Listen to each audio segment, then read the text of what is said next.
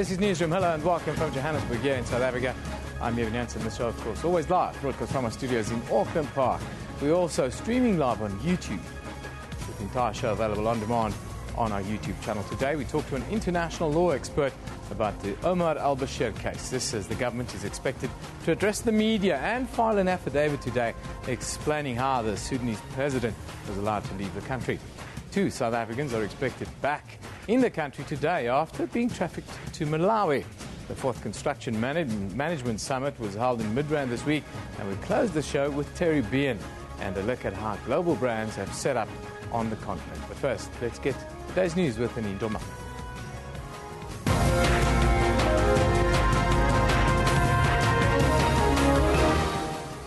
Good morning, I'm Anine Doma. Let's take a look at the stories making headlines today.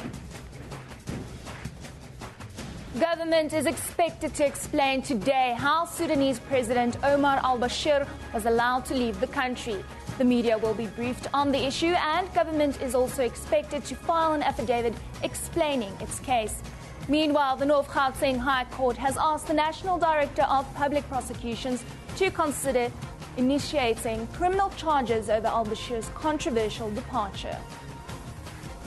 If the state, an organ of state or state official, does not abide by court orders, the democratic edifice will crumble stone by stone until it collapses and chaos ensues. Sacked Aurora miners and their unions will this morning return to the High Court in Pretoria. This as judgment in the case against Aurora Empowerment Systems directors is expected to be handed down. The directors are alleged to have stripped the assets of the liquidated Pamotsi gold mines. Former President Nelson Mandela's grandson, Zondwa Mandela, and President Jacob Zuma's nephew, Kulabuse Zuma, are among the owners. The Aurora liquidators weren't held responsible for the company's alleged fraudulent running. Aurora was liquidated in 2011, causing the loss of more than 5,300 jobs. 2 young South Africans who were trafficked to Malawi will be back in the country today. The 2 are expected to return home this afternoon after a year away from their families. They were issued with travel documents yesterday and will be accompanied by officials from the Department of Social Development and Interpol. The National Energy Regulator will decide on the new Eskom tariff hike by month end. Eskom CEO Brian Molefe has reiterated that the power utility needs a tariff increase of more than 9% to deal with load shedding. At the NERSA hearings in Johannesburg, Molefe said critics have not looked at the cost of load shedding. The cost, Molefe warned, is 6 times more to the economy than the cost of open-cycle gas turbines. And the Boston Marathon bomber Dzhokhar Tsarnaev has apologized for his actions that left 3 people dead and 264 injured in 2013. Addressing the court for the first time before being sentenced to death, the 21-year-old said he was sorry for the lives he had taken. He carried out the attack with his brother, who died in the shootout with police. Well, remember, you can find all of those stories on our Newsroom Facebook page. Just search for Newsroom. You can also follow us on Twitter at SABC Newsroom. Eben, over to you. Thank you very much, Janine. Now, government is expected to address the media and file an affidavit today explaining how Sudanese President Omar al-Bashir was allowed to leave the country. Judge Dunstan Mlambo has requested the National Director of Public Prosecutions to consider initiating criminal charges. This follows a heated special debate on Tuesday on government's apparent failure to detain the Sudanese president in violation of international obligations and in defiance of a High Court order. The Sudanese president is wanted on charges of masterminding genocide and other atrocities in Sudan's Darfur region in 2003. Now, political analyst and an expert in international law, Professor Johan van der Vyver, joins us this morning. He's in our Pretoria studio.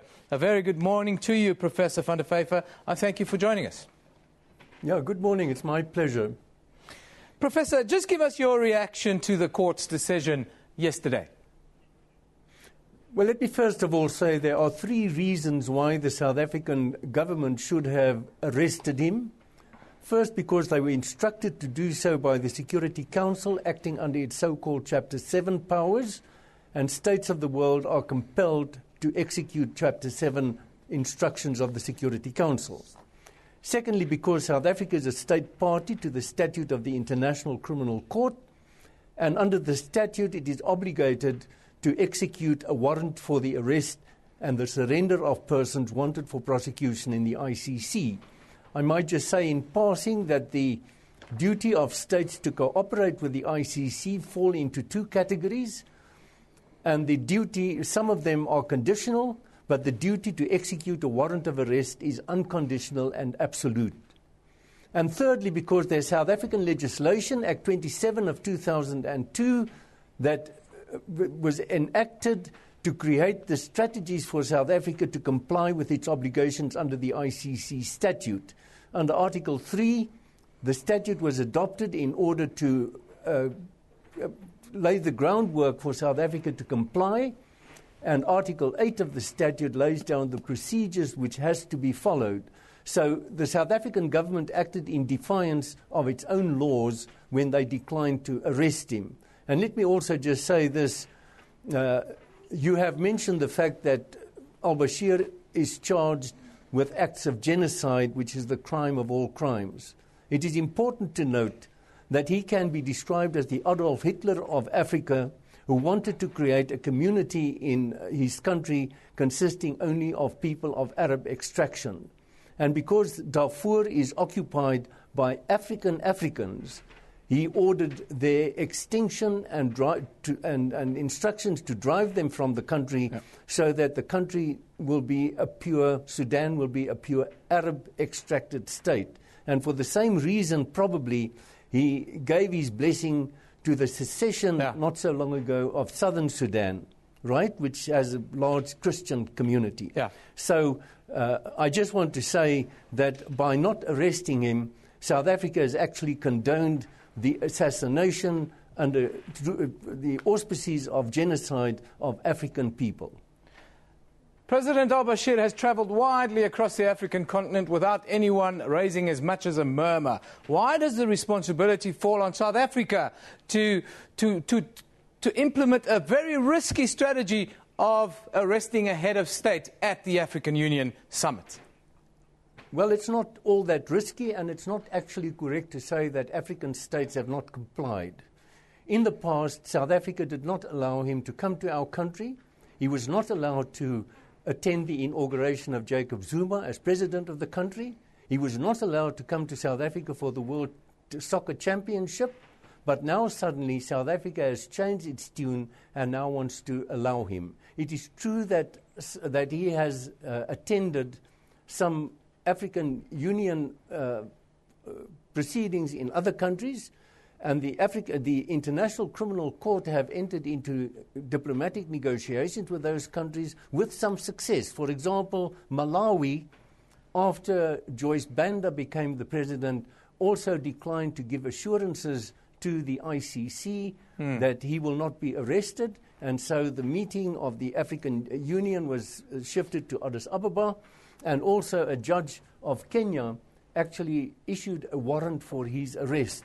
So there are several African countries that have complied with negotiations of the ICC to stop hosting him because he is wanted on very, very serious criminal charges. Professor, I want to ask you about the wider question of international law, the international law framework, whether there is actually an international law framework that works, and that everybody, including states like Israel, America and Great Britain, can play by those rules and not leave countries in Africa at the effect of decisions at these institutions. Well, it is true that international law is not perfect, and that countries deviate from their obligations under international law. I just completed a manuscript of a book on aggression in which I show that the greatest aggressors of our time are the United States and the Russian Federation. That is unfortunate, but I'm always reminded of Professor Lou Henkin of Columbia University that once said, most of the states of the world comply with most of international law most of the time. So even though there are many important countries that contravene the rules of international law, if you think what the world would be without international law and constraints, and again, most countries comply most of the time. What is the way forward for the International Criminal Court, Professor? If one looks at the scenario that's played out here in South Africa, is this a watershed moment for the International Criminal Court? Well, the problem is that the functioning of the court is entirely dependent upon state cooperation. The International Criminal Court does not have its own police force.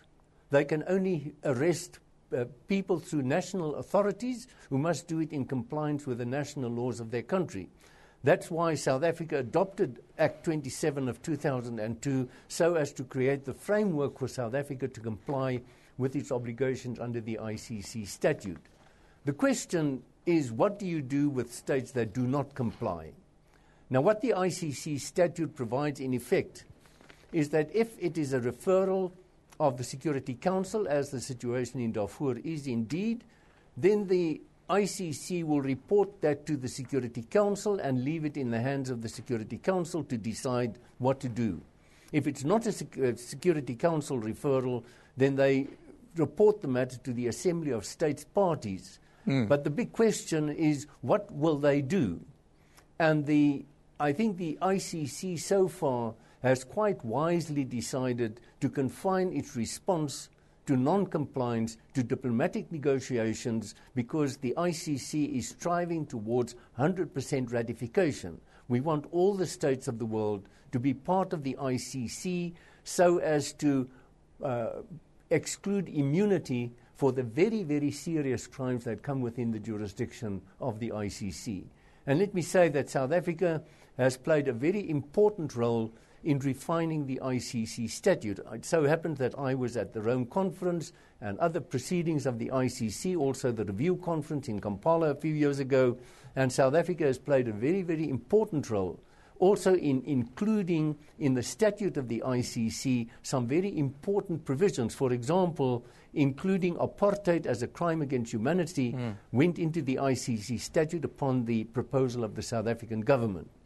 That's one of many examples of the great role that South Africa played, because since World War II, there were great efforts to create a tribunal that could exclude immunity for these very, very, very serious crimes. And it took a long time, and eventually succeeded in 1998 at the Rome Conference. And as I said, the functioning of the court is not perfect. As a matter of fact, a very important principle of the ICC is that the first duty and obligation to prosecute these criminals are with national tribunals, because the drafters of the ICC statute realized that bringing cases on the international front has many disadvantages. You can just think of the costs in time and money to bring these persons to trial in The Hague. And so the ICC has adopted a policy of positive complementarity. And by the way, South Africa was the focal point, together with Norway, to draft the rules for positive complementarity. And what that comprises is a strategy to empower national jurisdictions so that they can bring these people to trial. And while I have the floor, let me also just mention that the ICC is not only a criminal court. They spend millions of dollars for the treatment of victims of these crimes, former child soldiers and people that have been raped. And that is part of the functions of the International Criminal Court, also to help people that were victims of these crimes to overcome the trauma that they have suffered. Thank you, Professor. Thank you for joining us today. That's Professor Johan van der Vyver. He's a political analyst and expert in international law. We're talking about, the International Criminal Court, the work they do. Of course, government is expected to address the media and file an affidavit today explaining how the Sudanese president was allowed to leave the country. Here are some of your views on it. It's been, everyone's had their say on social media. Let's have a look what Lwandile Makasi says. Some say al-Bashir was under the jurisdiction of the AU, not that of South Africa. Is that perhaps a fair comment? If so, why is South Africa worried? Asks Mondile.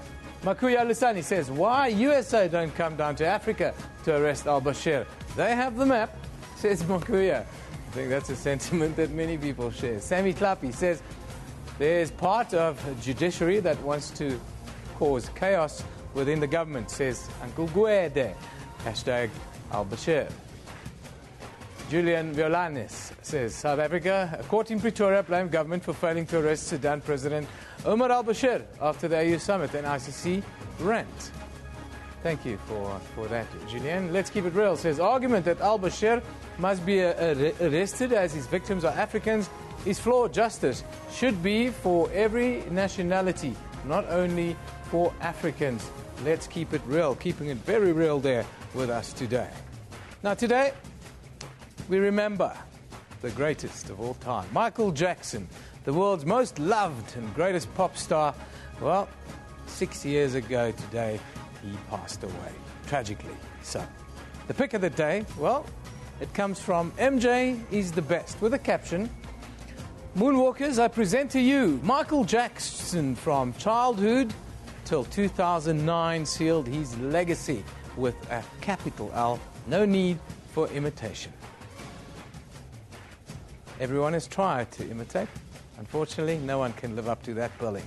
Greatest of all time, no doubt. Let's now take a look at the front pages from around the globe. In the UK, The Independent reports that Austria threatened to reimpose controls on its Hungarian border, and Britain considered adding security around the French port of Calais yesterday, as divided EU leaders prepare to debate how to stem a flood of desperate migrants. In Washington, D.C., the Washington Post says that Dzhokhar Tsarnaev said he is sorry for the lives that he's taken before a judge sentenced him to death for an attack that killed 3 and injured more than 260 people. Finally, we go back across the pond in Europe. The Times reports Buckingham Palace made a humiliating climb down last night, insisting that it had not intended to criticise Scotland over concerns about cuts to funding for the monarchy. Now, let's have a quick look at what's happening around the country here. We start in Pretoria. North Gauteng High Court is expected to deliver judgment in the controversial court case against several directors of Aurora Empowerment Systems. The case relates to the directors' alleged mismanagement of 2 former Pamodzi mines in Springs and Orkney, resulting in the closure of these mines. They're also facing a claim for damages of 1.7 billion rand and more than 5,000 people who lost their jobs as a result. Then, in Mafeking, the North West High Court is expected to hand down its verdict in the case against a farmer and his son who electrocuted 2 farm workers in 2013. The farmer accused the men of stealing diesel.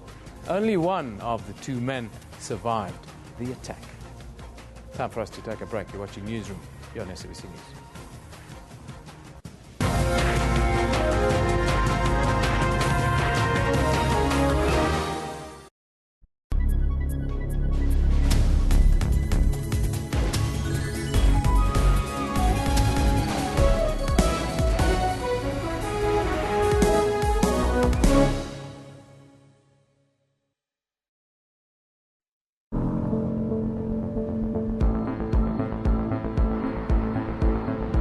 Better route. Incoming. Watch out. Let's brighten it up a little. I can handle this.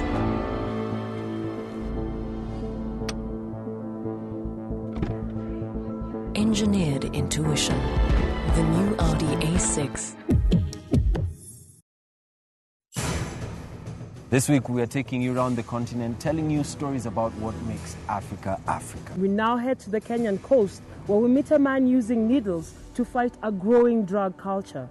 A recent study revealed that there are 850 drug addicts in Diani alone, with over 220 using injectable drugs such as heroin.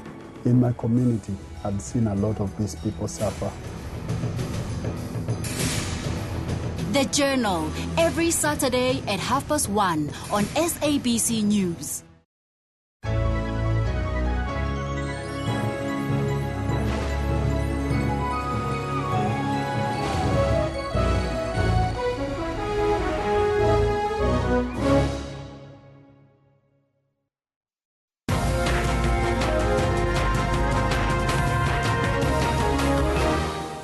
Welcome back. This is Newsroom.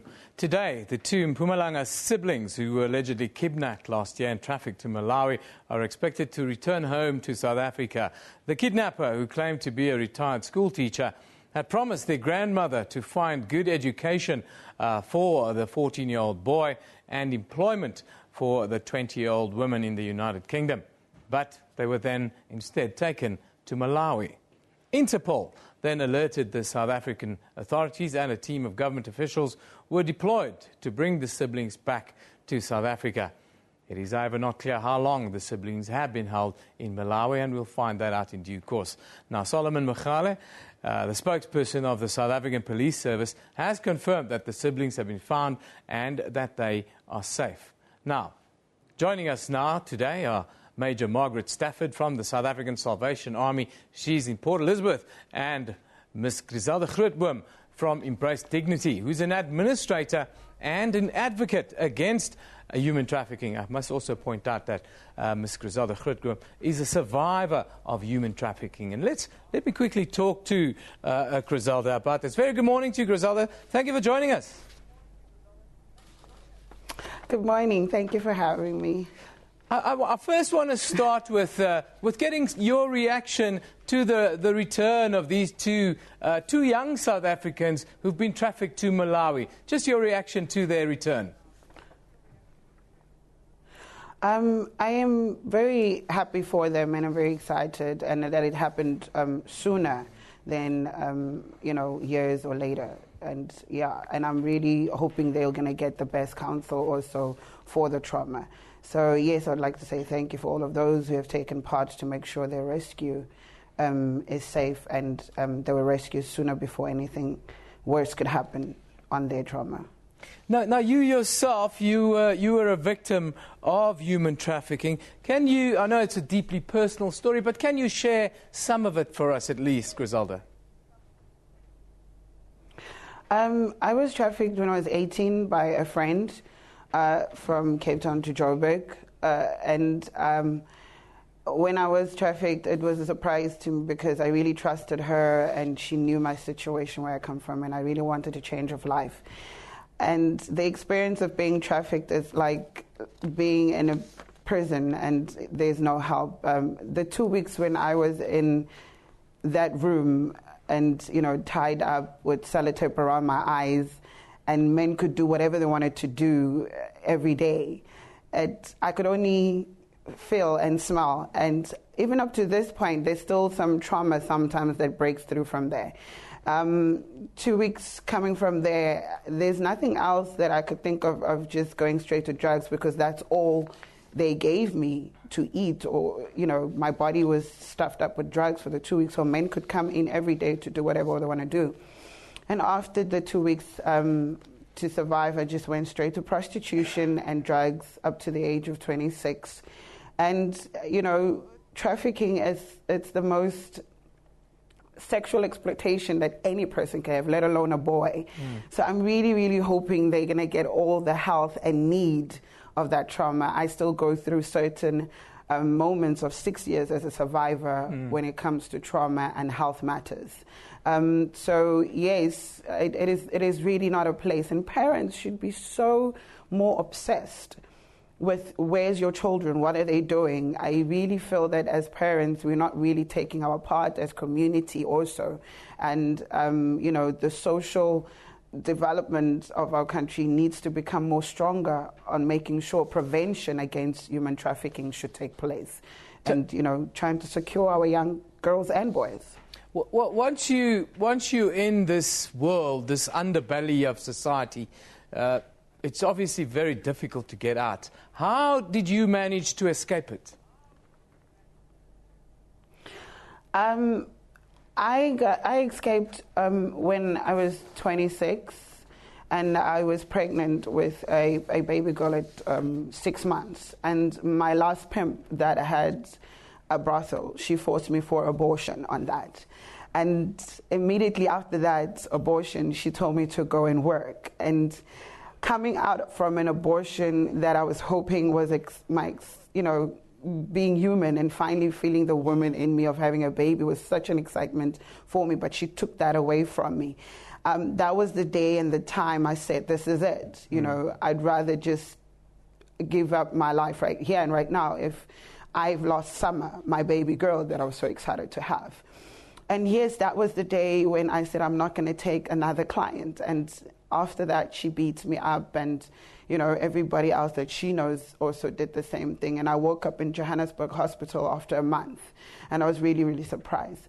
Of course, it was very, very hard to be and become part of society because, you know, after so many years being in drugs alone is something, how are you going to get off it? Who's going to support you? Who's going to take care of you? Who's going to accept you? Who's going to understand you? And who can you trust?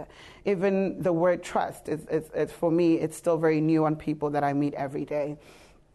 So getting out of it was hard to survive. Shelters were not much in South Africa, Joburg, wherever I went to survive. And, you know, the drug hab areas was very hard. But yeah, on a spiritual level, I had to carry my grace and keep on hoping for the best. For Summer, I guess, because that was my turning point. Griselda, when I had to be forced on abortion. Well, Griselda, you're very brave, and I want to commend you for coming out and speaking about this massive problem. That's a global problem, really. But in our studio in Port Elizabeth, from the Salvation Army here in South Africa, we have Major Margaret Stafford. A very good morning to you, Major, and thank you for joining us. I just want to ask you, I'm sure you've heard some of Griselda's deeply personal story, and maybe you can add to that the scenario around human trafficking in South Africa and then on the wider African continent. I think one of the most important things that I can tell you with Griselda's story is that it was a friend that got her into this whole thing. And we've been teaching our children for a long time, stranger danger. But with this human trafficking thing, we are realizing more and more and more. It's people that you know. It's your friends saying, listen, I've moved to Pretoria. Get on a bus and come up to me. That we've got a place for you to stay. We've got work for you to do. You'll be better off coming with me. And we trust that. And you get in the bus and you go to Pretoria and you end up on the streets as a prostitute, or you're under a pimp, or you're trafficked into a different part of the world. I want to talk about the 2 South Africans that are returning today. They're now going to be reintegrated. Can you give us an idea of this reintegration process and also how difficult it must be?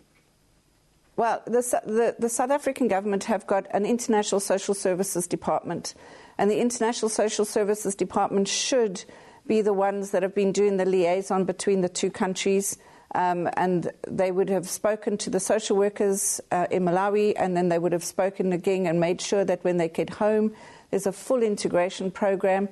All of this looks brilliant on paper, but as in Griselda's point, it's difficult to see the implementation often. So everything is in place that should be there, but whether or not it works, I don't know.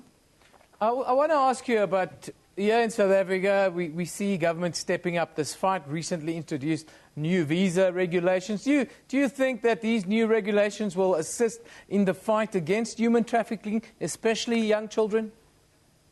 Again, the implementation of that. For example, this happened last year in July. The 14-year-old that we have in Malawi now would not have been able to go across the border without that unabridged birth certificate. But again, you just pay a little bit of extra money. Home Affairs official gets you one. You know, we've seen that happening all over the show. So where there's a will, there's a way. And but it just adds to the complications of getting children across borders. I think it's an important piece of legislation. I think it's a good piece of legislation. I know tourism and all of the other guys are shouting about how many people are cancelling because of it. But, I don't think it's expecting more from you than what other countries expect from you. And I do think it's important. I think it would have been helpful in this 14-year-old's case. This woman wouldn't have been able to get him across the border quite so easily. Major, I thank you for joining us. That's Major Margaret Stafford from the South African Salvation Army, giving us an insight of this problem that's affecting all of us. Before we carry on, I just want to go back to Cape Town, where Griselda is. Griselda, before I let you go, my dear, can you just give some advice to young people at risk today? I would really advise the young boys and girls out there, like, always let somebody know where you're going, especially when you meet new people. The interest they put on you, be aware of it, because, somebody's going to be so friendly to you up to a point where they offer you a lift, or on Facebook. People have this crazy conversations on Facebook and started growing into trust of somebody that you don't know. Anybody can put up an address, and anybody can put up an article, or anybody can say they're running a modeling agency business. Anybody can do it. It is media, social media. And also, I know that we, as young people, we are very excited and ambitious and who we want to be in our dreams and following that. But let's also find a second opinion on whatever decisions we want to make on our future and careers. And, people take advantage of that. The traffickers take advantage of that. And believe you me, there's a lot of money made out of this. People get a lot of money trafficking. I mean, in our prostitute brothels, people are calling to ask, what's the youngest person you find in a strip club or something, because there's trafficking for it. So I'd really advise the girls, yes, it's exciting to be at a party. It's exciting to be with friends on the beach, but be careful. Always go in a group and make sure in the group there are friends and family that you can trust, and always let your parents know where you are. It's very, very important to keep a tail behind where you can be traced. Griselda, thank you very much for joining us today. Live from Cape Town, Griselda Grootboom is a survivor and former victim of human trafficking, sharing a deeply personal story with us. It's something that's happening not just in our country, not just on the continent, but everywhere around the world. Let's have a look at what you've been talking about with regards to human trafficking on social media. Trista McGlamory says, people don't have to be in chains to be in slavery. You can be coerced financially, physically, emotionally. Hashtag human trafficking. That's at the heart of it. Kunjal Shah says, are there rape, human trafficking and child sex abuse are here to stay, because it isn't a big enough matter for top brass. Vigilante ideas are brewing, says Kunjal. Yes, they are. That is a fact. Now, what do we have here? Good women of Nevada County. Let's talk about Good Women International. How one can make a difference. Good Women began a simple message on a pad. Let's talk about human trafficking. Talk to your children about human trafficking. Tell them about the real scenario that's playing out with regards to people being taken away from their loved ones. Now today, the two Mpumalanga siblings who were allegedly kidnapped last year and trafficked to Malawi are expected to return home to South Africa. The tweet of the day comes from A21 campaign. It says, human trafficking is a gash on the soul of humanity. Short, sweet, and to the point. Now let's take a look at what's happening on our Newsroom Facebook page today. KwaZulu-Natal police are investigating a possible baby stealing syndicate operating in the northern parts of the province. A 2-week-old baby boy is the latest victim, they say. The suspects pretended to be social workers. Then a former Zimbabwean minister says that President Robert Mugabe and his cabal are ideal candidates for international criminal prosecution, and that is why he is pushing African Union member states to pull out of the International Criminal Court. And humanitarian aid organization Gift of the Giver says it will re-engage tribal and spiritual leaders in West Africa. This is to try and facilitate the release of South African captive Stephen Mcgunn. More news updates to follow on our Facebook page, of course, just in the search bar, SABC Newsroom. But it's time for us to take a break. You're watching Newsroom here on SABC News.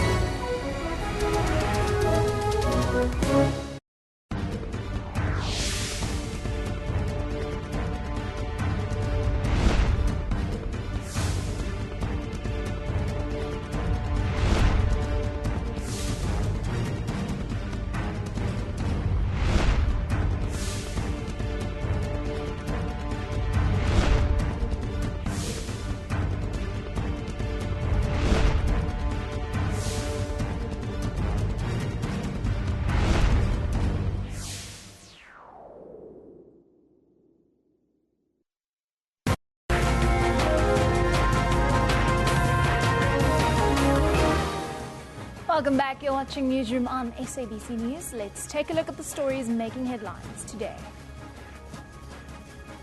Government is expected to explain today how Sudanese President Omar al-Bashir was allowed to leave the country. The media will be briefed on the issue, and government is also expected to file an affidavit explaining its case. Meanwhile, the North Gauteng High Court has asked the National Director of Public Prosecutions to consider initiating criminal charges over al-Bashir's controversial departure. Sacked Aurora miners and their unions will this morning return to the High Court in Pretoria. This as judgment in the case against Aurora Empowerment Systems directors is expected to be handed down. The directors are alleged to have stripped the assets of the liquidated Pomotsi gold mines. And 2 young South Africans who were trafficked to Malawi will be back in the country today. They were issued with travel documents yesterday and will be accompanied by officials from the Department of Social Development and Interpol. Remember, you can find all of those stories on our Newsroom Facebook page. Just search for Newsroom. You can also follow us on Twitter at SABC Newsroom. Evan, back to you. Yeah, thank you very much, Janine. Now, this week, the 4th Construction Management Summit was held in Midrand here in Johannesburg by the South African Council for the Project and Construction Management Professions. This year, the industry aims to focus on constructing the future and will take a closer look at growth, advancement and development in South Africa in order to transform the construction industry. The Minister of Economic Development, Ibrahim Patel, and 250 delegates attended the event. Now, joining us in studio today is the South African Council for the Project and Construction Management Professions, Eric Machidi. Very good morning to you, Eric. Thanks for joining us. Good morning. Tell us about some of the outcomes of this event, of the summit itself, and maybe wider. What are some of the challenges that you guys have isolated that you need to focus on? Well, the summit was focusing on 2 key challenges facing the construction industry. In particular, addressing construction management as a discipline and profession, looking at both transformation issues and the growth of the professions in terms of ensuring that we do produce enough construction management professionals and they do register with the council to ensure that we do have the necessary competencies to can respond to the construction challenges of this country, and also ensuring that we do have the necessary skills to can deliver the infrastructure in the country. Transformation, I see, is one of the challenges that's been put forward. Why is it that we seem to battle with transformation in areas like construction? Well, this is a process which has been set out in terms of milestones. As you may be aware that we do have a construction charter which sets milestones. The construction charter is an initiative that the government has set, and in response, the industry stakeholders have come together to set those milestones. The challenge, however, is that there is a slow response towards reaching those milestones, hence a need to can reflect as to what may be the challenges in the industry towards meeting those targets.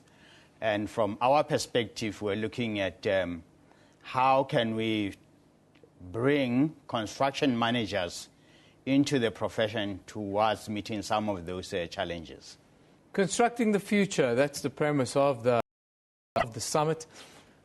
What is constructing the future? Is it integrating ourselves with the rest of the continent? Is it the multi-billion rand infrastructure program that the South African Infrastructure Plan and Strategic Integrated Projects? Is that where the future is? Well, the future is aimed at responding positively towards addressing the National Infrastructure Plan and also towards responding to the growth opportunities and challenges within the African continent. Mm-hmm. However, a key element again is how well are we resourced in terms of the professions towards delivering the infrastructure that is required in the country and throughout the continent. One of the things that always come out when we look at these big processes is the questionable tender processes, which we see not just in construction but elsewhere. How are you going to come to grips with what is often seen within construction as questionable tender processes?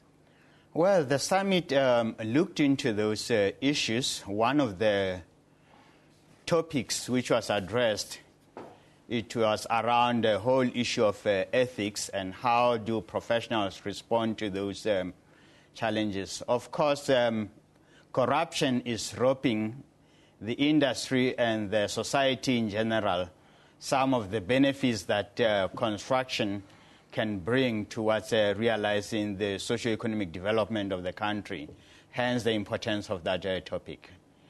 Well, Eric, I thank you for joining us. That's Eric Machidi, who is with the South African Council for the Project and Construction Management Professions, and we were talking about the 4th Construction Management Summit that was held in Midrand here in Johannesburg recently. Now, it's been 6 years since Michael Jackson passed away. Comments have been all over social media the last 24 hours. Here are some of the best ones we picked up and some of your views. Thank you, Eric, by the way. Now, let's have a look. Ali says it's officially been 6 years without Michael Jackson in the world. I can tell you, Ali, Michael Jackson will live forever. In every household, he's been living in mine. My daughter's 8 years old, and Michael Jackson's her favorite. I mean, she's 8 years old. He was 2 years old when he died. So Michael Jackson will live forever, no doubt. Chubb says, when you realize Michael Jackson has been gone for 6 years, time goes by so quickly. That it does. Molly says, guaranteed that I will cry about 3 times today because I miss Michael Jackson. Yes, Molly. Nathan says, I wish I grew up in the 80s and 90s because the music was so good. You have Michael Jackson, Prince, Ice Cube, Eazy-E, and the Humpy Dance. Yes, I grew up in the 80s and 90s, Nathan. I was very fortunate. And there you have a lovely picture. It says, this day marks the 6th anniversary of Michael Jackson's death. Long live the king, king of pop, Michael Jackson. There you see the iconic moonwalk in action. Michael Jackson lives forever.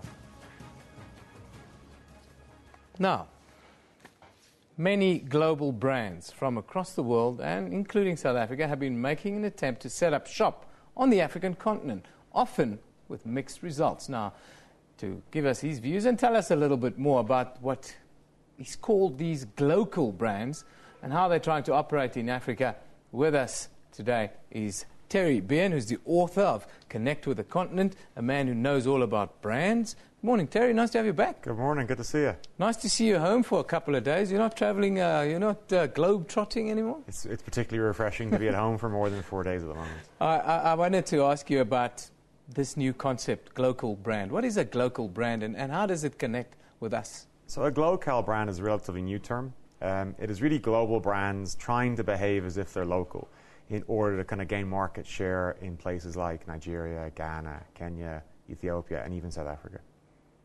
Now, there's a large gap, it seems, between that and what happens on the ground, how a brand perceives the market. Information is often wildly inaccurate on the continent. How do they sort of keep it together? You know, it's a challenge to get accurate information. I mean, if you look at how people are and how executives consume information, they're very heavily reliant on what's in print and what's in the media. And if you look at a publication like The Economist has a circulation around 1.5 million readers. You know, it's not particularly positive towards the continent. If you look at a publication like Africa Business, it has a circulation of only 65,000 people, but is a very well-balanced publication. Yeah. So what typically you find is that the information out there is sometimes misrepresented. A brand is nothing without consumers. Now, we've heard the term the mythical middle class here on the continent, the 300 million so-called middle class people that live on the continent. Where are they, Terry? Well, they're a bit of a sort of hypothetical figure. What occurred was some of the consulting firms and audit firms got together and decided they were going to determine there were 300 million people in the African middle class, which is really interesting if you consider the fact there are only 365 million middle class North Americans. So where did all these people come from? Well, here's the irony. If you are earning over $2 a day in the African middle class, you are considered to be middle class. If you're earning less than $9.50 in Europe, you're below the poverty line. So think about the irony. You've got these young, kind of well-meaning Europeans collecting kind of for the poor children of Africa earning less than $1 a day. And across the road, you have executives celebrating the rise of the African middle class, earning more than $2 a day. And the reality is they don't exist. If you're earning $2 a day, you are not by any means middle class. What's more likely is that they've benched it to say there's a benchmark of $20 a day, which kind of puts the African middle class at about 100 million people, which is still a formidable number. But what we found is that a number of brands had responded to that figure and had come and set up shop based on this mythical figure of 300 million people, finding that they were not there and some of them are really struggling. Engagement with Africans, these international brands, are they getting it right? You know, some are and some are not. It's a real challenge. I mean, if you're a global brand, you're maybe 10, 15, 20 years old, you have a history, and then what happens is they drop that brand into the continent, and they're very prescriptive in terms of how they communicate. You know, the first thing I do, even when I'm in Nairobi talking to brand managers, is I bring a therapist. Because they are distraught. These are young Africans who understand their market, they understand what's happening, they understand what to do, but they're very restricted in terms of how to communicate. So typically what you find is a lot of the international brands just don't resonate with people. Also, they've come with a kind of patriarchal approach, isn't it? How do they overcome that, or is that the answer? Yeah, to a certain extent, the approach is sometimes patriarchal. The assumption is we've got these great products, the market is there. You know, the market's been there for centuries. It trades, it functions, and it operates very much on its own terms. When a new brand comes in, it's less around who you are, it's more what you can do. How are you integrating with our communities? How are you helping us uplift our economy? What are you doing to kind of be relevant to me? And unless an international brand is able to address those questions head on, they're going to remain irrelevant, even though they're spending large sums of money. What about African brands? Where are African brands sitting? What are the success stories, and what are African brands doing right and wrong?